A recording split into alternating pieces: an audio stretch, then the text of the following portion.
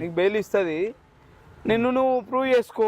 నిన్ను నువ్వు ప్రూవ్ చేసుకునేది లేదు, ఏం లేదు. లోటోపిస్ కేసు, లోటోపిస్ ముఖ్యమంత్రి అంటే మరి నువ్వు నేను మీ అయ్యి ఉన్నప్పుడు గట్లనే మాట్లాడినరా? లోటోపిస్ కేసు, లోటోపిస్ ముఖ్యమంత్రి అన్నారా? చాలా మంది తీసుకుపోయి లోపల పెట్టిండు కదా అన్యాయంగా, అక్రమంగా. ఆ పాపాలే మీకు సుడిగుండాలు అవుతున్నాయి.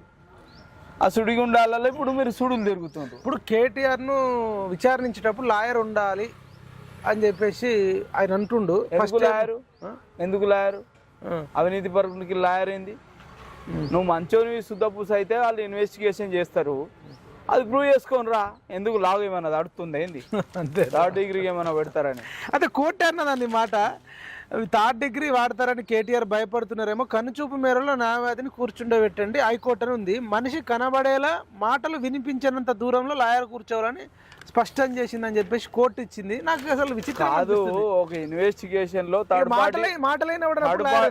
పార్టీ ఎంటర్ అయితే ఇంటరప్షన్ ఉండదా?